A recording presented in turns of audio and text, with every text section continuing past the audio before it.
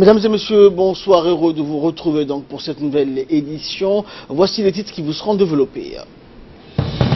Le président de la République prend part à la cérémonie de signature de l'accord de paix concernant le Soudan du Sud.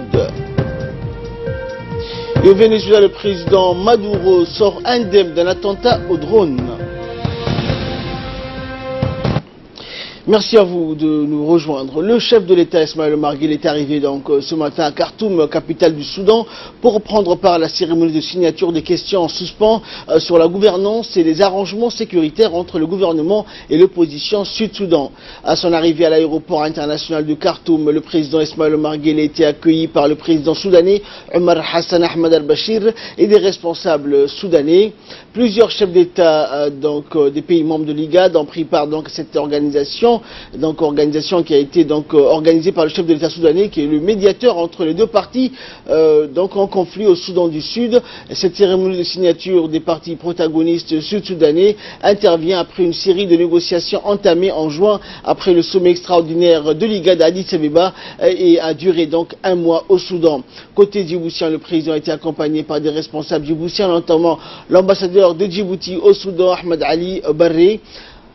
Et juste après donc l'arrivée du président Guelleh à l'aéroport international de Khartoum, les deux chefs d'État ont eu donc un premier entretien au salon VIP de l'aéroport où ils ont abordé l'excellence des relations entre Djibouti et le Soudan. Et pour sa part, le président djiboutien a félicité donc son homologue pour ses efforts et son rôle pour la réconciliation entre les belligérants sud-soudanais. À noter que Djibouti a nommé donc un émissaire à l'IGAD pour le dossier sud-soudanais. Il s'agit du docteur Ismail Waïs, qui fait partie donc de la commission de l'IGAD pour suivre de près les négociations au Soudan du Sud. Et le chef de l'État, donc Ismaël Omar Guelleh, a reçu un accueil des plus chaleureux donc à l'aéroport international de Khartoum, accompagné donc de son homologue soudanais Omar Hassan Ahmed al-Bashir, et plusieurs hauts dignitaires soudanais et djiboutiens donc ont accueilli le président Guelleh à son arrivée à l'aéroport.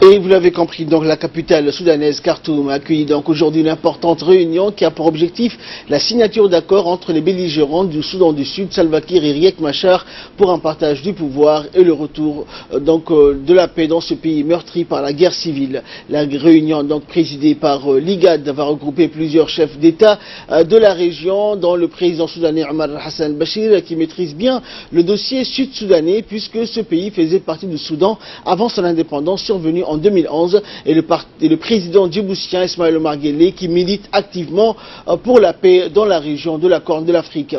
D'après les autorités soudanaises, le gouvernement et les rebelles du Soudan du Sud, enfoncés dans une guerre civile, sont déterminés à trouver un terrain d'entente pour la signature d'un accord. Les deux principaux rivaux sud-soudanais s'étaient déjà convenus d'instaurer un cessez-le-feu permanent et de retirer leurs troupes des zones urbaines. Cette même volonté a été réaffirmée lors des pourparlers de paix organisés le 7 juillet à Kampala, en Ouganda. À cette occasion, ils avaient également accepté un accord de partage du pouvoir qui doit voir Riek Machar retrouver la vice-présidence du Soudan du Sud. La réunion de Khartoum permettra de sceller une paix définitive au Soudan du Sud, qui s'est enfoncé dans une guerre civile 2 ans après donc son indépendance, quand l'actuel président Salva Kiir a accusé son ancien vice-président de fomenter un coup d'État.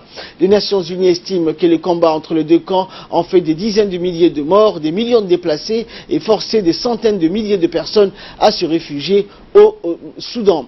Et outre le dossier du Soudan, le président Guelleh donc a eu des entretiens avec son homologue soudanais Omar Hassan Bashir. Les deux dirigeants partagent une vision commune pour le développement de leur pays, donc respectifs, liés par des forts liens de coopération couvrant le domaine sanitaire, éducatif, judiciaire et bien sûr l'agriculture.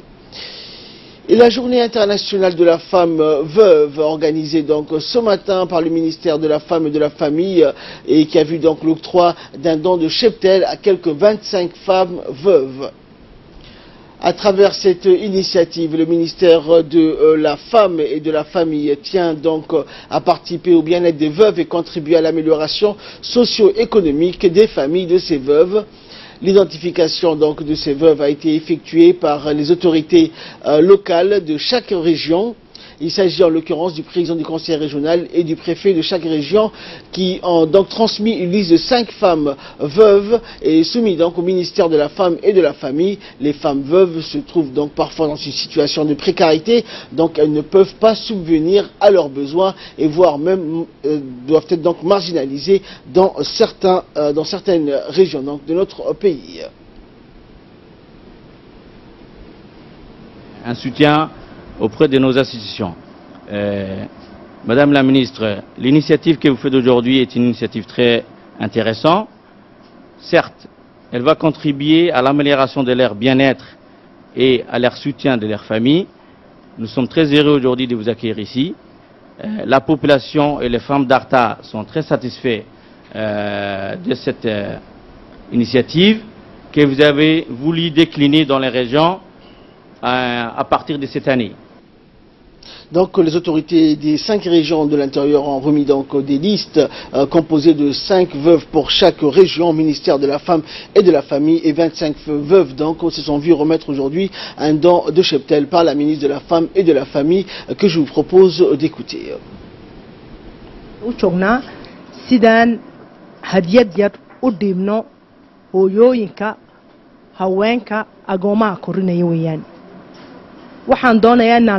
La République de Djibouti a célébré cette journée, a commencé à célébrer cette journée en 2012.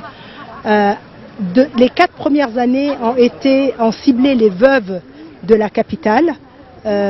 Aujourd'hui, pour l'année 2018, le ministère et le gouvernement de la République de Djibouti, et le ministère a décidé de célébrer cette région a décidé de célébrer cette journée dans les 5 régions de l'intérieur. Nous avons débuté cette célébration par Arta.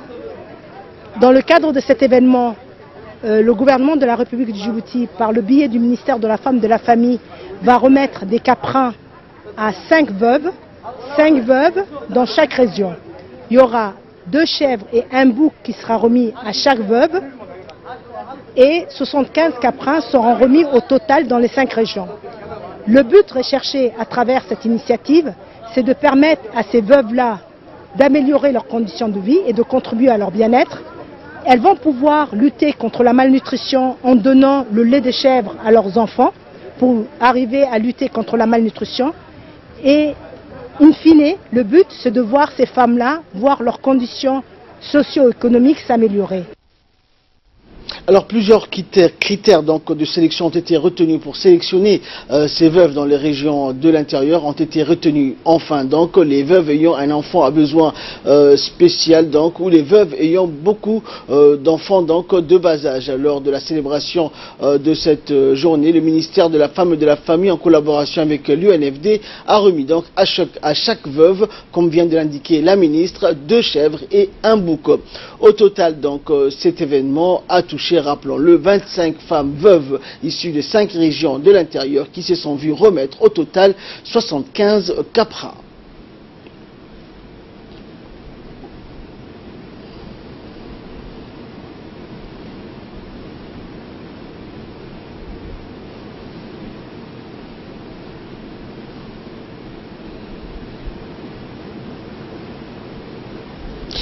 Également dans l'actualité, dans le cadre des préparatifs du pèlerinage, la mission djiboutienne est actuellement sur place et a procédé aujourd'hui donc à l'inspection de l'état d'hébergement dans le quartier Zahir, se trouvant près du marché de Diafa, attribué aux pèlerins djiboutiens. Pour leur séjour, donc durant ce pèlerinage, les résidents des pèlerins à la Mecque comprennent donc les 5 hôtels proches d'Al-Haram al-Makki et qui accueillent donc quelques 1500 pèlerins. Et de leur côté, la mission de Medina a réalisé donc un travail similaire en effectuant l'inspection des maisons des pèlerins qui comptent 5 hôtels construits à proximité de la mosquée de notre bien-aimé prophète Mohammed, paix et salut de Dieu soit sur lui. La mission se veut donc assurer que l'hébergement alloué aux pèlerins djiboutiens consiste à des hôtels hautement équipés. Il est à noter que le premier groupe de pèlerins djiboutiens est attendu sur la Terre Sainte le 8 de ce mois. Les pèlerins djiboutiens sont amenés donc à suivre à la lettre les orientations et le guide des membres de la mission afin d'accomplir leurs devoirs et obligations religieuses dans les meilleures conditions.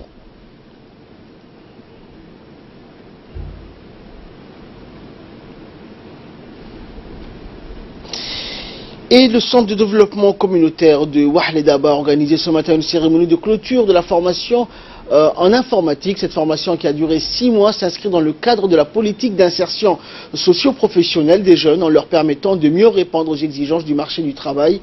En prit part à cette cérémonie, le chef de service de suivi et évaluation des CDC, Ahmed Ali. Cette formation a été dispensée à une vingtaine donc, de jeunes filles et garçons qui se sont vus attribuer donc, à l'issue de la formation des attestations. Les récipiendaires ont manifesté leur joie car ils s'estiment désormais outillés face à la demande du marché.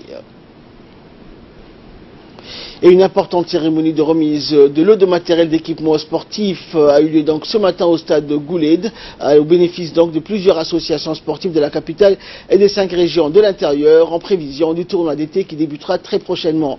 Notons la présence de hauts cadres du secrétariat d'État à la jeunesse et au sport. Le tournoi d'été, c'est pour les jeunes l'occasion de s'épanouir, l'opportunité de nouvelles rencontres entre jeunes et pour attiser des liens d'amitié et de fraternité, mais également l'occasion de détecter des jeunes talents à fort potentiel et enfin l'éclosion de saines émulations en faveur de l'essor du sport national. Des associations qui ont pris part à cette réunion et qui ont postulé pour organiser le tournoi d'été édition 2018. Donc j'espère que ces associations vont veiller au bon déroulement et à une meilleure organisation de ce tournoi. Une mission conjointe de la DDS représentée par Galab Hassan et Abdallah Moutouna de l'agence turque TICA, représentée par le directeur Mehmet, s'est rendue dans la région de Tadjoura. Cette mission avait pour objectif principal de distribuer des kits de santé, de premiers secours aux habitants de Kalaf. Le préfet de Tadjoura, Abdelmalik Mohamed Banouita, ainsi que le chef de ce village et les bénéficiaires ont tous apprécié cette initiative de la DDS et de la TICA. La région donc, est prête à accompagner la TICA et la DDS dans leurs efforts de développement local. Et nous sommes très fiers d'être des frères de nos chers frères de la République de Djibouti. Inch'Allah, nos projets sur Tadjoura, nous sommes en train de les travailler avec la préfecture, avec nos associations de Kalaf. Et Inch'Allah, dans un peu de temps, nous allons réaliser des bels projets qui vont ouvrir une voie de coopération beaucoup plus forte, Inch'Allah. Ces étudiants, au nom de ces étudiants-là, je vous remercie beaucoup. Ils sont tous surchargés d'émotions, croyez-moi. Inch'Allah, l'année prochaine, ils revisiteront notre ville blanche. De nettoyage donc, concernant toujours le village de Kalaf, les associations de cette localité, en collaboration avec l'agence TICA, sont donc mobilisées dans la journée d'hier pour la participation du préfet et procéder aux opérations de nettoyage. Des actions de sensibilisation, la protection de l'environnement, ramassage d'ordures, assurant au passage la propreté dans tous ces secteurs. Le préfet Abdelmalik Mohamed Banouita a remercié infiniment l'association de Kalaf pour la protection de l'environnement et sa participation, ainsi que pour la réussite bien sûr de cette journée. Direction Ali Sabié, à présent la bibliothèque Allo Aska Amitié du livre ouvert de la région d'Ali Sabié a organisé hier une journée d'information et d'orientation en faveur des nouveaux bacheliers de la ville d'Ali Sabié. À cette occasion, les nouveaux bacheliers ont été informés sur plusieurs axes, à savoir les différentes filières existantes, les procédures d'inscription et préinscription en ligne sur le site ecampus.unif.edu.dj, ainsi que les concours pour accéder à la filière BBA, Business Bachelor and Administration, à la faculté d'ingénierie et à la faculté de médecine. La journée a été animée par le docteur Abdullahi Ismail de l'Université de Djibouti en présence du président d'Aloaska, Dr Moussa Suleiman. Dans une interview, le président d'Aloaska, Dr Moussa, nous explique et donne donc des explications sur cette journée d'information et d'orientation de nouveaux étudiants universitaires. Aux bacheliers à s'inscrire à l'Université de Djibouti. L'objectif était de préciser comment ils vont s'inscrire en ligne et on leur définissait également quelles sont les différentes facultés et instituts qui existent à l'Université de Djibouti. On était là pour expliquer les différentes filières existantes, les différentes matières qui les attendent et les conditions de travail qui les attendent également. Donc on était là aujourd'hui pour les aider, pour les orienter, pour les encourager. Et enfin, page nécrologie pour clore l'actualité nationale. C'est avec une immense tristesse que nous vous annonçons le décès de maître Jama Amarre Meidal qui s'est éteint hier dans l'après-midi. Né en 1958, Jama Amarre Meidal, diplômé de la faculté de droit d'Aix-en-Provence, fut l'un des premiers juges djiboutiens, c'était au début des années 80, président du Conseil constitutionnel en 1995 et par la suite donc directeur des archives nationales et enfin avocat. Personnalité intellectuelle très appréciée des Djiboutiens et spécialiste reconnu du droit. Le défunt laisse derrière lui donc une veuve, 10 enfants et 6 petits-enfants. Et nous prions tous le Tout-Puissant d'avoir pitié de son âme et de l'accueillir dans son paradis éternel. Inna lillahi wa inna ilayhi raji'un. Et avant d'attaquer donc l'actualité hors de nos frontières, nous retrouvons tout de suite notre correspondante à Khartoum, Awa Abdi, donc, qui a accompagné la délégation présidentielle, le chef de l'État, donc rappelons-le, qui prend part au sommet donc, de réconciliation entre les belligérants du Soudan du Sud. Bonsoir Awa. Bonsoir Ahmed. Alors, quelles ont été les principales recommandations donc retenues à l'issue de ce sommet? Est-ce que les belligérants ont trouvé un terrain d'entente? Nous avons également que le président de la République a prononcé un important discours. Quels ont été les points à retenir durant cette allocution à Awo?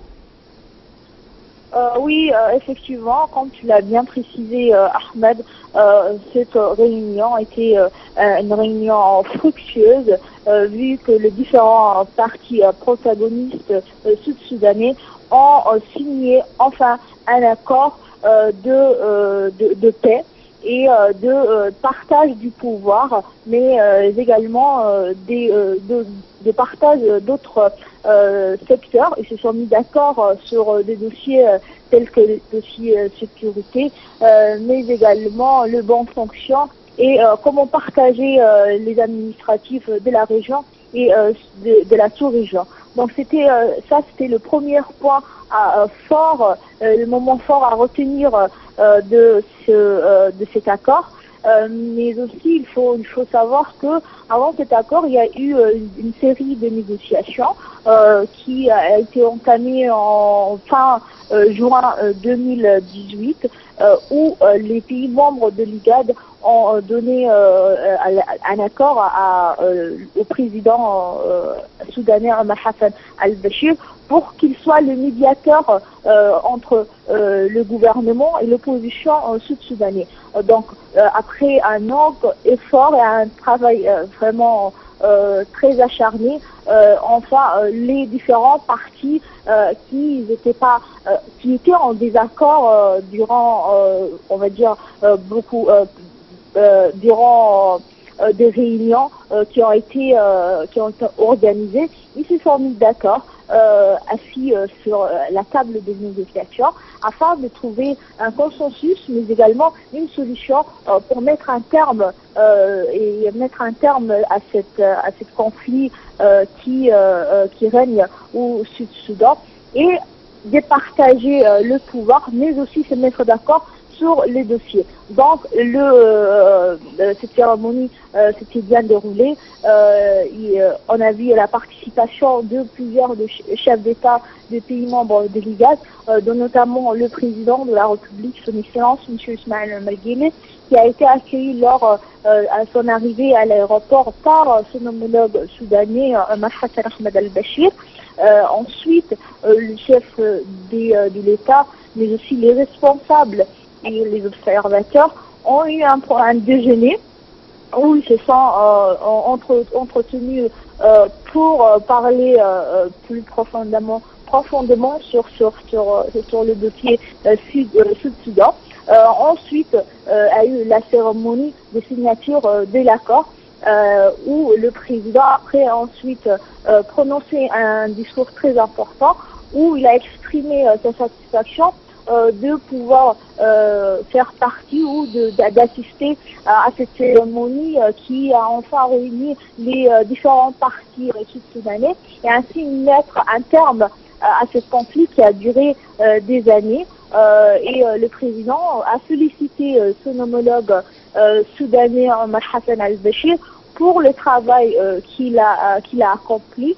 Il a également félicité les différents composants et les experts de l'IGAD qui ont vraiment fourni un travail acharné durant ce mois pour pouvoir réunir les différents partis sur la table des négociations, mais également trouver une solution. Et enfin, les différents responsables ont également prononcé un discours dans lequel ils ont félicité les différents partis sud-soudanais d'être à la hauteur de la responsabilité et de montrer vraiment et de mettre en profit l'intérêt général du peuple sud-soudanais et ainsi mettre un accord et mettre une solution à cette problématique. Et enfin, le président de la République, son Excellence M. Ismaël Omar Guelleh, a quitté Khartoum, capitale soudanais, où il devra rentrer au pays d'ici ce soir, Inch'Allah, à Djibouti. Merci. Donc, merci. Si on doit faire un peu le point sur les moments forts de cette cérémonie, Ahmed.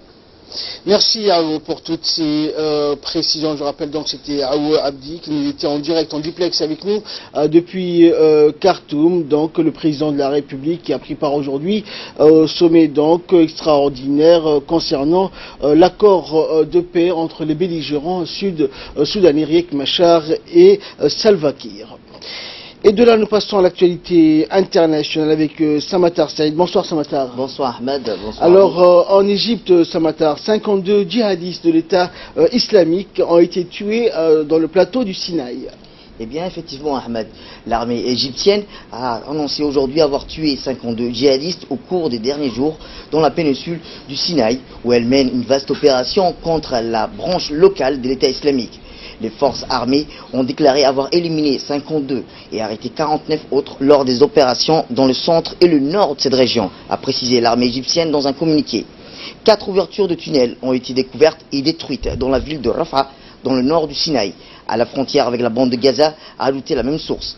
Les autorités accusent les djihadistes d'utiliser ces passages souterrains pour se déplacer entre le nord du Sinaï et le territoire palestinien, selon des chiffres officiels. Plus de 200 djihadistes et une trentaine de soldats ont été tués depuis le lancement le 9 février de l'opération baptisée Sinaï 2018, Ahmad. Et santé à présent, RDC, donc 13 cas de virus Ebola ont été confirmés dans l'est du pays. Eh bien oui, Ahmad, 13 cas de virus Ebola sont actuellement confirmés dans la province du nord du Kivu, en République démocratique du Congo. Selon un communiqué publié tôt dimanche par le ministère de la Santé, il précise qu'il y a 43 cas sous traitement et 33 autres suspects, mais aussi 30 autres probables depuis la déclaration de l'épidémie dans cette partie du pays. La zone de Malakbo est la plus touchée avec au moins 10 cas confirmés sur les 13 cas au total. Ces résultats font partie d'Ahmed des tests journaliers que l'équipe du laboratoire du ministère mène en collaboration avec l'équipe de l'Organisation mondiale de la santé, l'OMS, déployée depuis la déclaration de l'épidémie dans la région de Beni. Et direction le Venezuela, toujours dans l'actualité internationale, le président Nicolás Maduro sort indemne d'un attentat au drone. Effectivement, Ahmed, le président vénézuélien est sorti indemne d'un attentat commis contre lui à Caracas avec plusieurs drones chargés d'explosifs. A indiqué le ministère de la Communication, Nicolas Maduro a directement mis en cause le président colombien. Un mystérieux groupe rebelle qui serait composé de civils et de militaires a revendiqué un attentat qui aurait visé le président. De son côté, le président vénézuélien Nicolas Maduro accuse son homologue colombien Juan Manuel Santos d'être responsable de cet attentat. Le Vénézuélien a pu voir Nicolas Maduro en direct à la télévision gouvernementale interrompre son discours en pleine allocution. Après une détonation, Maduro et son épouse Cecilia Flor et les autres gradés qui les entouraient sur une estrade ont regardé vers le ciel, l'air surpris et inquiet. Après quoi, la caméra a montré plusieurs centaines de soldats en train de rompre soudainement les rangs et de se mettre à courir.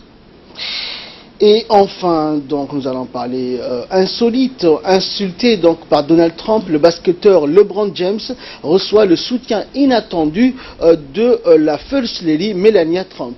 Eh bien, Ahmed, effectivement, c'est la tweet. La star du basket a accusé Donald Trump d'utiliser le sport pour diviser les Américains en fonction de leur couleur de peau. Le président s'est moqué de lui, mais pas la First Lady. Le communiqué en dit long sur les divergences qui existent au sein du couple présidentiel américain. Quelques heures après le tweet insultant de Donald Trump envoyé à la star du basket LeBron James, Melania Trump s'est fondue d'un message louant des actions caricatives et les prises de position sociétales de l'intéressé. LeBron James travaille pour faire des bonnes choses pour la prochaine génération, a déclaré la First Lady. Dans un communiqué selon sa porte-parole, interrogée par CNN, Melania Trump envisageait même de visiter une école pour les enfants en difficulté que la star du NBA vient d'ouvrir dans sa ville natale de l'Ohio. Merci Samatar pour toutes ces précisions. C'est la fin de ce journal. Merci à vous de nous avoir suivis. Excellente soirée sur Télé Djibouti.